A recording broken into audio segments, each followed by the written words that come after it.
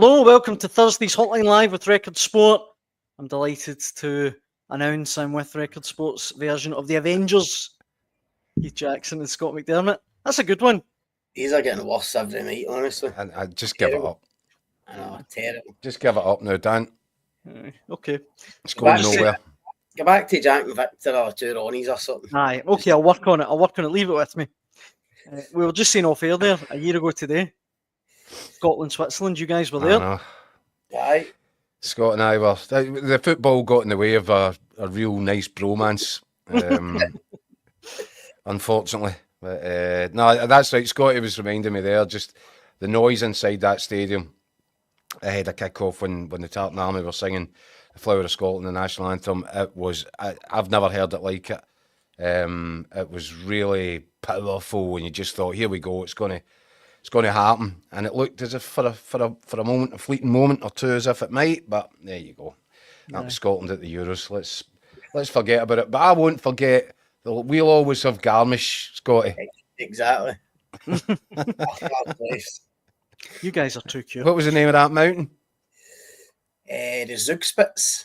No, the other one. I don't know. Maybe you guys could do this off air. Mount Wank, it was. So was I. I could forget. Yeah. What was the name of the mayor? I don't know. Mayor Cock. So it was. Aye. That's right. Excellent. You've all slept well tonight. I'll never forget it, man. Never forget it. Great times. Scotland kind of featured in the first thing I want to talk about, actually. Keith, after your story last night on John Souttar, Yeah. it's probably not been a great 24 hours for him. We've got plenty of comments that have come in on the situation, but before I get to them, you filed a piece for Record Sport Online today. Yeah. A little bit of an update on the story. Yeah, and I guess it's as good news as Rangers can hope for, John Souttar can hope for. He started light jogging, and I think that was around about exactly a week after his operation in London. He's in rehab in Portugal, as we reported last night. The fact that he's managed to start light jogging 1 week after is, I'm told by medical experts, a very good sign, a very positive sign in terms of his chances of making a more speedy recovery. But it's still, Daniel, it was usually 4 weeks from the operation to rejoining training, and then 2 weeks training before you're able to pull the boots on for real. So that's obviously a 6 week period. 1 week on makes it 5 weeks, and it's exactly 5 weeks till the first leg of the Panathinaikos Champions League qualification tie. So, I mean, it couldn't be finer margins for John Souttar. If he doesn't make it, if he has some sort of setback along the way, then it's just going to become a real messy situation for Russell Martin to have to deal with. He will be asked questions. John Souttar will be asked questions. It's just, I can't believe Rangers, I said it last night, I'm baffled that Rangers have allowed themselves to get into this position. I can only assume that it was, as I said again last night, there was a bit of a vacuum in terms of the chain of command. Barry Ferguson obviously left as interim manager a day after the final game of the season, so there was no manager to make a decision on it. The doctor was seen out the last few days of his contract before retiring, so he couldn't make a decision. There was no sporting director, as Kevin Thelwell hadn't started yet, so he couldn't make a decision. So somewhere along the line, someone in charge of the medical department has signed off on this. John Souttar went and played in one of the two games, the Iceland game, sat out the Liechtenstein game. It just seems madness to me. Madness that John Souttar would put himself in this position, and madness that Rangers would allow it to happen. And I think, as I said last night, it's now a case of Russell Martin desperately hoping, because if he's not going to be in charge, as he is now, simply head coach as opposed to manager, he's just got to keep his fingers crossed now that his recruitment department do the business for him. Because if John Souttar's not available and he doesn't have, reinforcements, defensive reinforcements ahead of that tie, he's got, he thinks he's got problems now. The problems are going to intensify. Aye. Look, before I bring you in, Scott, let me share some of the comments with you, because they're pretty vociferous. Dougie says, if Keith Jackson's article is correct, John Souttar's commitment If. I know. How dare he? If it's correct, John Souttar's commitment to Rangers needs to be seriously questioned. Why would he play in 2 meaningless Scotland games over Champions League qualifiers? Scott says, I've defended Souttar for years, but this is the final straw. Him and the club really need to clarify this. It's absolutely baffling. Lewis says, John Souttar should never play for us again, ever. Delaying surgery to play 2 meaningless friendlies to then miss Champions League qualifiers. There's a bit of jumping the gun with all these comments, because at no point last night did I say that John Souttar was going to miss the Champions League qualifiers. Aye, that's true. It's a good point. And the original story, it merely said that he's really up against it. He's facing a race against the clock now. Mm-hmm. And there is no room for margin. So whether he's fit or not, only time will tell. But he could have given himself the optimum chance by having the operation after the Hibs game on May the 17th, 18th, and he would have had an extra 3 weeks to recover and be ready, and probably to join in, at the start of the pre-season, because it's another thing, Daniel, simply by going on that Scotland trip, when he didn't need to go because he'd already been booked in for surgery, so you've got a ready-made excuse not to make the trip, and if he didn't make the trip, he would have been reporting back to training with the rest of the squad this Monday under a new manager with a radical new playing style, which you would think the players are going to have to take a while to take in the information and adapt to what Russell Martin wants on the pitch. So for so many reasons, when I've just talking out loud there makes you realise, well, there's another big couple of reasons why John Souttar should have gone for surgery earlier, so that he'd be available for this new chapter at Rangers. Right. Singing the Blues says it's a complete shambles, and your loyal Muppet says it could cost the club £40 million. Scott, more than that. Aye.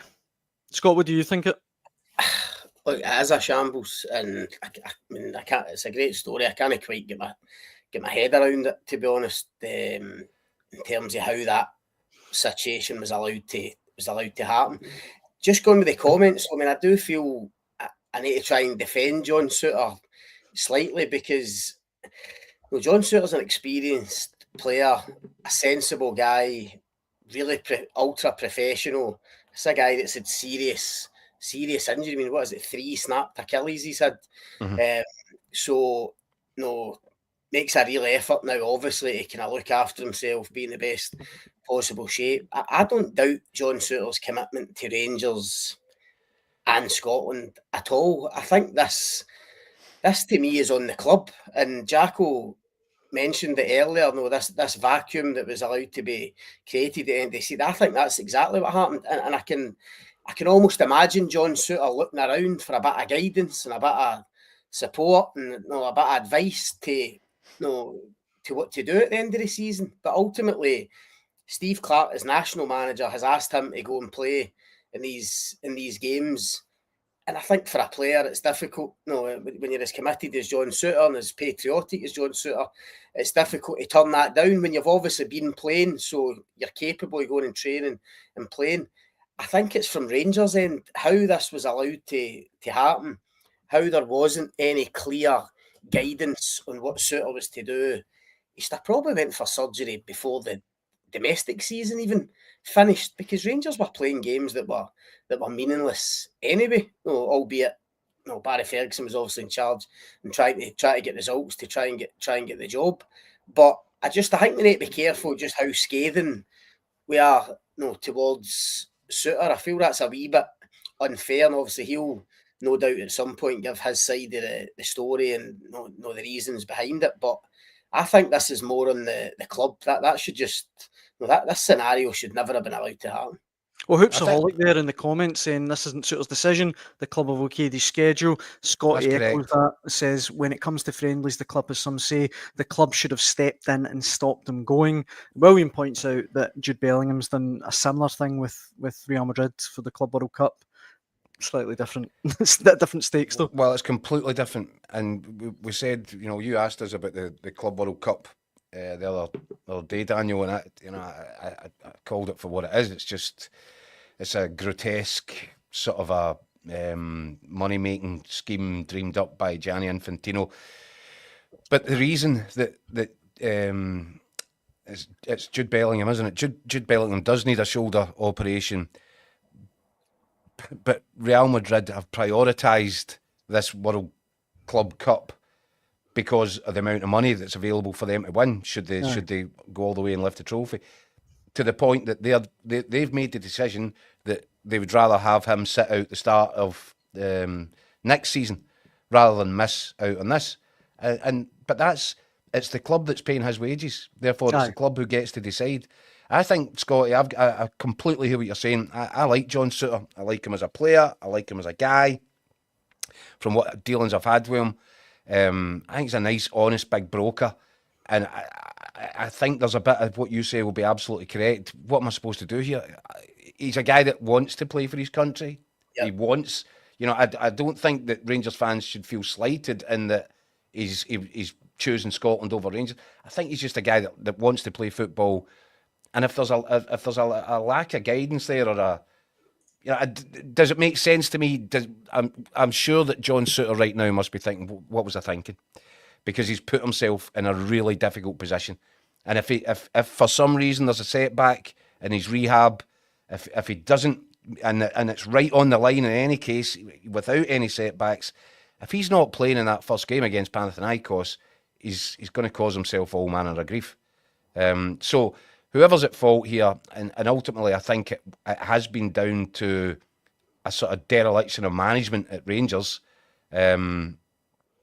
It's not a pretty picture. It's the optics on it are awful, and fingers crossed. As far as I can see now, I actually just really hope that John Souttar does recover. Everything goes perfectly on time. He does get back and he declares himself fit and ready. And Russell Martin looks at him in training and thinks, "No, you'll do for me." And he does play, because can you imagine the scenario if that doesn't happen and if it goes wrong and it costs Rangers? I mean, Scott, you've spoken about this time last year and the fact that Rangers couldn't open up inside their own stadium. The season started with disaster, and it was like almost, a self-implosion by Rangers, the fact that they couldn't play inside their own stadium. They went to Hampden, they get knocked out the Champions League qualifiers at Hampden. This would be another sort of version of that, wouldn't it? Where your star centre-half, the guy that would be one of the first names in that team sheet, if he's not available, then again, it starts the campaign in the worst possible way and just keeps the pressure on. You're right. And the other thing is, just for John Souttar's point of view, and I know this is all ifs, buts and maybes, but in my head, when you look at Rangers centre-backs, obviously Balogun's away. Young Nsiala doesn't look ready to come in and be a first pick, right? Maybe get a bit of development, maybe a loan move for him. So you're then looking at Souttar, Proper and Ben Davies. Now, for my money, Rangers should be looking to try and offload Proper and Davies. And obviously, Davies, Proper's halfway out the door already, Scott. Exactly. And Davies, you would think, is halfway to Birmingham as well, because after the successful loan spell that he had. So I think Rangers were up. No, I think if all of that happens, Rangers would need to sign two good centre-backs for the start of this season. So John Souttar's got a fight in his hands to be one of the first choice centre-backs for Rangers this season, I would think. And that would mean he'll have been desperate to start this season. Hit the ground running, basically. Go in as Russell Martin's one of his first picks, impress and stay there, because he knows there's going to be competition for a place. Now, if the worst case scenario and he doesn't make the Champions League qualifier, say Rangers do go and sign two centre-backs that come in, it puts him behind the eight ball already in terms of starting for Rangers next season, and maybe he isn't Rangers' star centre-back anymore. So that's another element to it. I think if Rangers get rid of Proper and Davies and bring in two centre-backs, John Souttar's going to feel like he's kind of been left behind. If there's two new guys comes in and he's ahead of him. But it does point to the overall picture, Scott, doesn't it? Where, and this, again, it's really difficult to point the finger of blame, because Rangers are going through this massive transition in terms of, a new boardroom, a new board of directors going into the boardroom. You've got change of ownership, change of manager. So because of all these moving parts, I think there has been this vacuum. And you look at it, I genuinely believe, Scott, if it was running more smoothly, I think somebody would have said, Leon Balogun, shouldn't we offer him 1 more year? At least that covers some bases, you know, and you would have got him for nothing. And Leon Balogun and John Souttar were the first 2 choices at centre-half. So, but there was nobody there to make that decision, to say to Leon Balogun, can you accept these terms? Will you take 1 more year? Leon Balogun would have taken it, by the way, without question. So there was a mistake made, again, because there was no one there to make the decisions. And I think John Souttar's position as well, in terms of his contract, is very similar. 1 year to go, and he's sitting there going, well, am I getting a new deal or am I not getting a new deal? Am I getting offered anything? And it was a similar situation with guys like Hadji and all that. So there's been a complete void in terms of decision-making and leadership. And I can't point the finger at the new guys coming in for that, because they were getting in. But I think this is the legacy issue of the massive changes that Rangers are in the course of going through at this minute in time. But they're bad ones. They're bad oversights. Somebody somewhere should have been thinking about this and planning it more strategically. Aye. The other Rangers news that I want to touch on, guys, regards a statement that was put out today, Keith, in regards to John Brown. We've got a lot of comments on that. A lot of fans, or Rangers fans, seem to actually be impressed by it. Derek says, a fantastic statement, well worth the £3,000 for our billionaire owners to get the measure of Scottish football and proving Bomber correct. What did you make of the statement? I'm not I'm not naturally a fan of statement o'clock, and it's something that I think Rangers created a while ago in a far more kind of troubled time. What I will say is this: I like the statement. I think it was it's more grown up. It's not throwing rattles out of prams. It's clear. It's concise. It's measured. They're not going on the attack. They're not, foaming at the mouth. They're merely backing their own point up and saying we're actually okay with the rules as they are. That's fine, but they have to be applied equally across the board. And they've been able to point out instances where they feel that's not been the case. And I think they're perfectly entitled to do that. Previously, Rangers and their former other carnations might have wanted to go to war or suggest that people are out to get us, say there's a conspiracy, or want him put up against a wall for it. That was a bad trend that Rangers created because, again, the unrest at the top and some of the people that were coming and going through the boardroom doors. I see this as a far more measured, grown-up approach.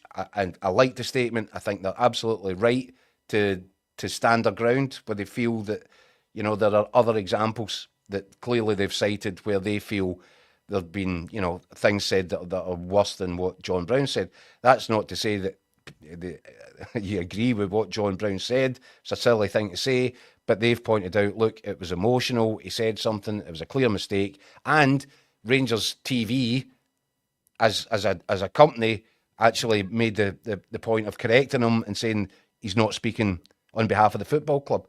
I don't think there's much more that Rangers could have done in that situation in a live broadcast. I think they did everything that could be duly expected of them. And I think that the measured way in which they've gone about this, it isn't an angry rant, as we've seen with previous people that have been in charge of the press releases or statements. Nothing like that. It was measured, it was grown up, and I think it hit the spot. And I congratulate them for it. And I hope that's the way that Rangers are going to go forward, because I think you get from that gives the impression to me that they want to be more cooperative and play more of a grown-up part in finding a way forward. There are problems in Scottish football, and if Rangers want to join the adults in the room discussing it, then that's all the better, because they're a big force, and they should be.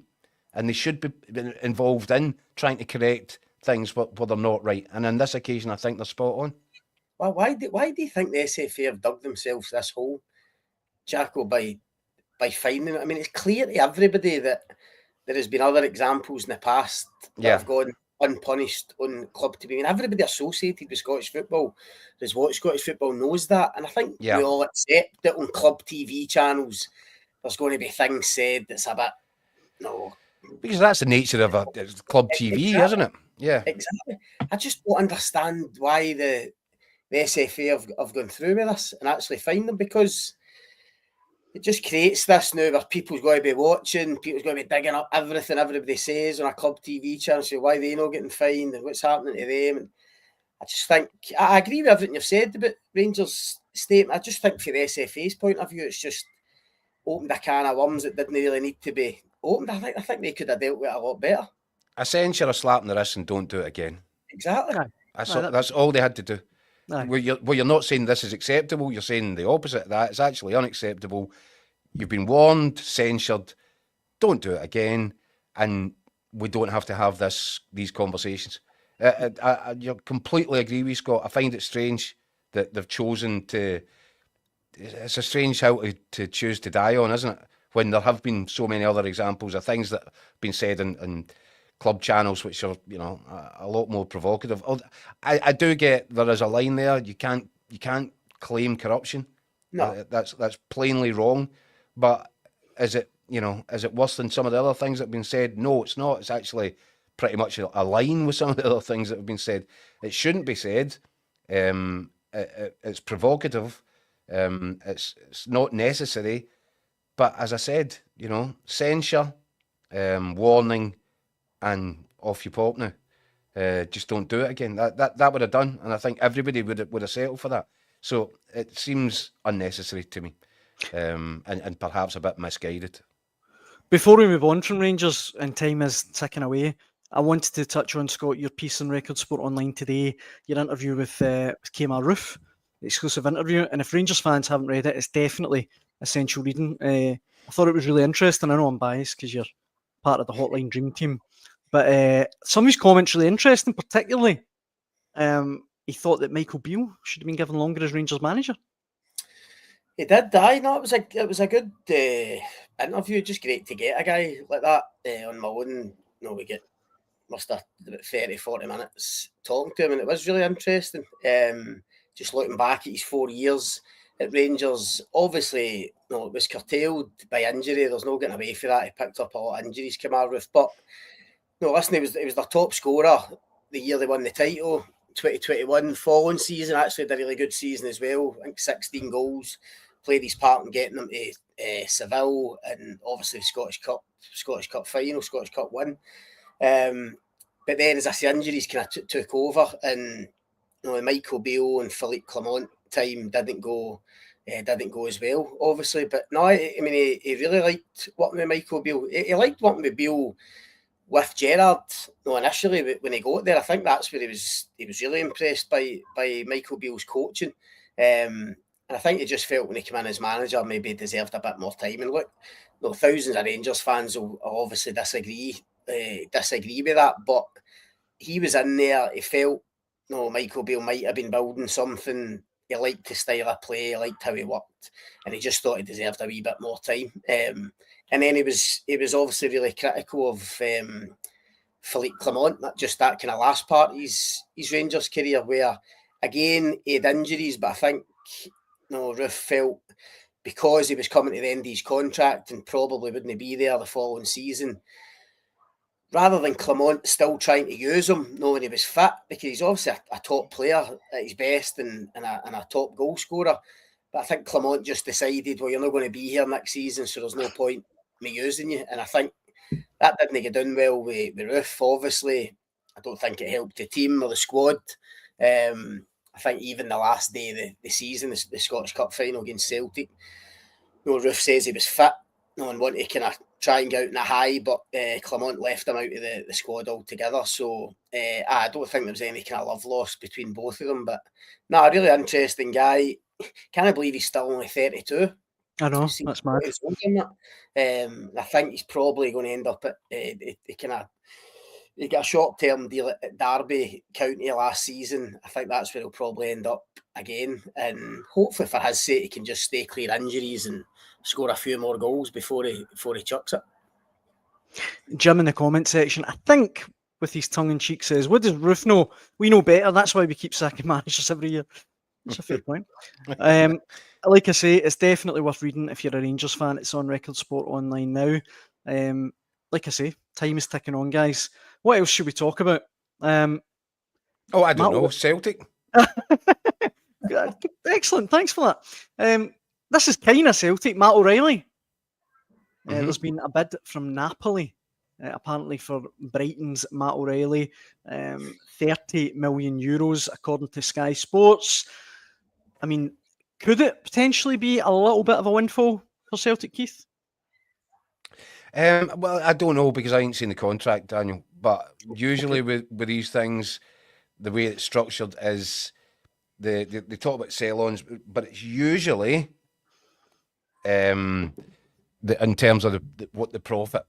So I buy a player for £5 million and I sell him for £15 million. So if the sell on in that is 10%, obviously you don't need to be a mathematic genius to work out Celtic would be due £1 million because it's 10% of the profit on the move. If that's how this one is structured, and most of them are, then it wouldn't look as if it's going to be a terrific windfall for Celtic. It'll be a couple of quid, and that's, always welcome. But it's not 10% of 26 million. Aye. It'll be 10% of 1.6 or whatever the profit is. Better than a boot in the home horse, but it's not. But it's not quite. It's not quite going to make the summer financially for Celtic. Yeah. Aye. Celtic also, we've had the story on Record Sport Online. They've sort of been teasing that they're close to 4 new signings, but we're still waiting to hear. I mean, Callum Osman from Fulham, understand, has been spotted at Lennoxtown today. Obviously, Ross Doohan is another one. And they signed a young boy from Morton today, 17-year-old Isaac English. But the big one that we're waiting on, guys, is Benjamin Nygren. Apparently, Celtic have agreed a £1.7 million deal, and it's just a case of finalising some details. But we'll wait for official news. Yeah. Look, Celtic don't need to be in a hurry. Celtic are in the opposite situation from Rangers right now. Celtic have got a really settled squad. They don't need to be pushed into spending more than they're willing to pay. I think they're in a really strong position. I think the Negris thing will happen. I expect there'll be more over the course of the summer. I think there'll be some pretty big money ventures as well involved in it. I think Celtic are just in a really nice position where they have got a bit of time. They don't need to be pushed or forced or have their arm forced in any negotiations. So it doesn't have to be all done yesterday from a Celtic position. It's completely different from where Rangers are at, where they're trying to empty out half a squad and bring in half a new one. Celtic are just tweaking things, improving it where they can. And, they can take their time and do it cleverly. And that's what they usually do. And it always helps when you've got wee bits of money just been drip fed in. Like if they get anything for O'Reilly, they're going to get something for Frimpong. Yeah. This is what you get when recruitment and player trading is done properly. You get a guy like O'Reilly for MK Dons, but $1.5 million. That's the classic. That's the classic model, isn't it? Aye. I mean that's a guy for League One in England. Obviously started at Fulham, but you get him for MK Dons, 1.5. Eventually goes for 20, 25. And what this also shows you, the Napoli thing is, it's amazing because O'Reilly goes down there, and I love him as a player, but I think he's brilliant. But he goes down there and he's not really done it at Brighton. No, he's not really proved anything. He obviously got the injury right away, which held him back. But even towards the end of last season, he's a bit kind of in and out. But it doesn't matter because you're a Premier League player. So you're just worth 30 million quid. And if there's any, if the club has got any, if there's any inkling that he might be up for, he might be available, you get clubs like Napoli and others coming in and willing to pay that kind of money. That's why, I say Celtic have done so well with a few of them, because once these guys go to England, it's limitless what they can go for. Aye. 2 clubs though that have announced signings today. Kilmarnock and Hearts. Kelly have announced 3 signings in the last 24 hours. They've announced George Stanger has signed for the club. They've also announced Jack Thompson and Scott Tiffany. But Hearts, guys, Hearts are the ones that really seem to be motoring along. Stuart Finlay has now joined on loan from Oxford United.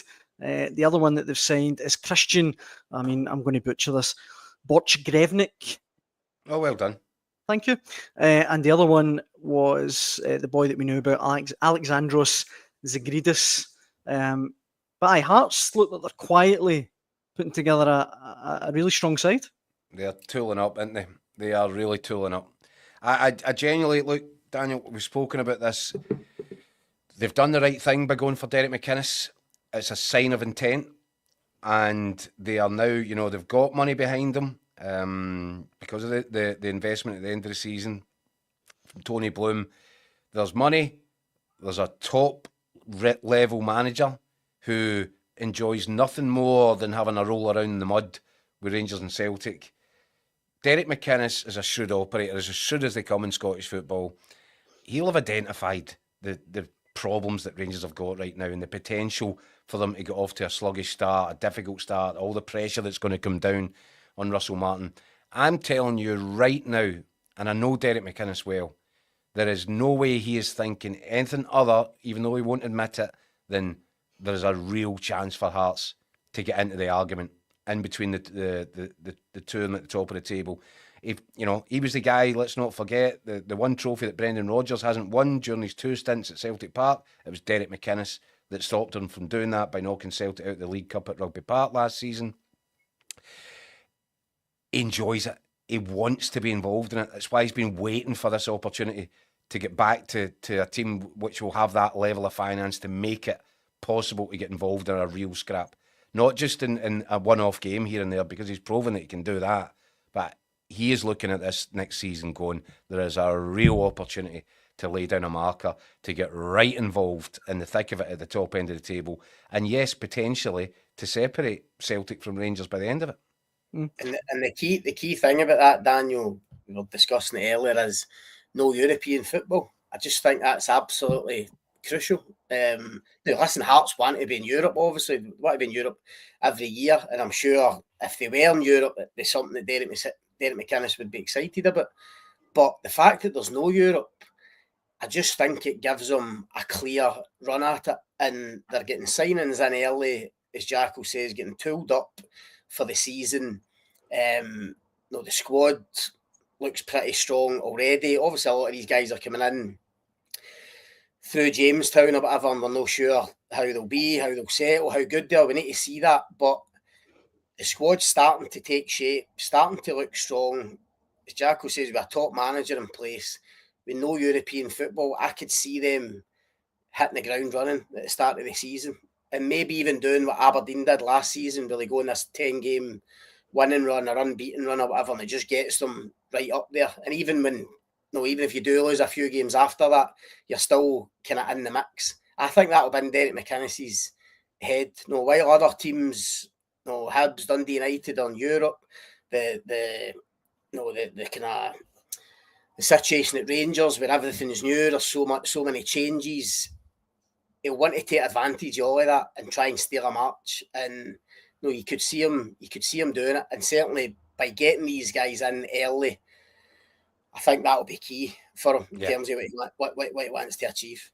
Well, you can imagine, Scott, as well, as we talked about it previously, I think, but you can imagine what Tynecastle is going to look and feel like if Hearts got off to a flyer. Because we saw, I remember what Tynecastle was like. Remember the season George Burley was there and he had them flying at the start of that campaign.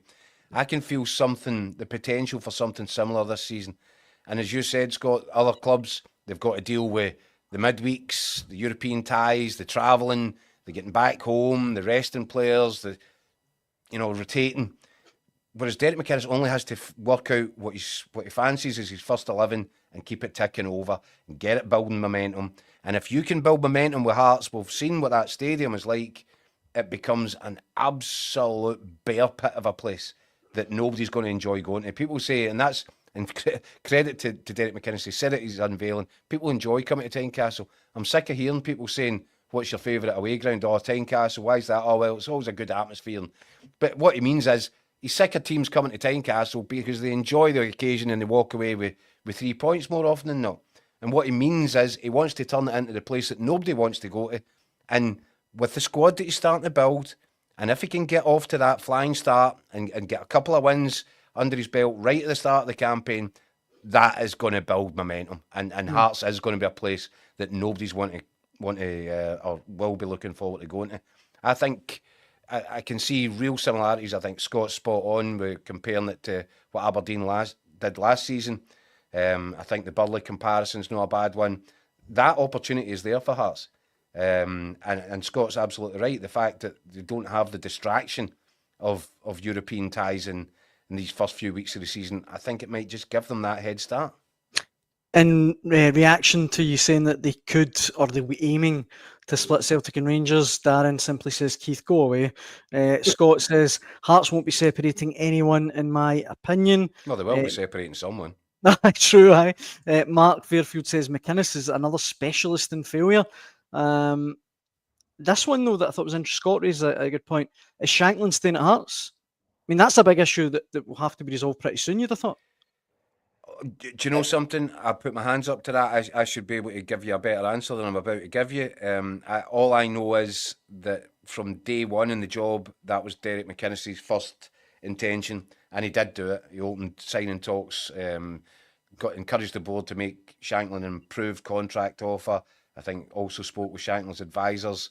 So he began that process in day one, and you're right, distracted by other events.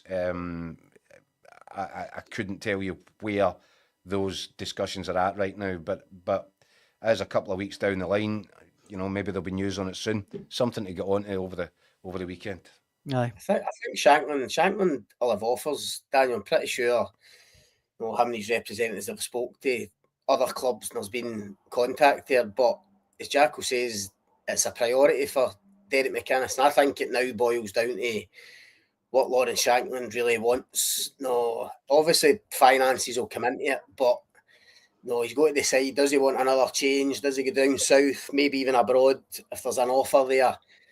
Or does he really want to get his teeth into a Derek McInnes spell at Hearts, a Derek McInnes team at Hearts, where, as we're discussing, they'll want to challenge right at the top end of the table.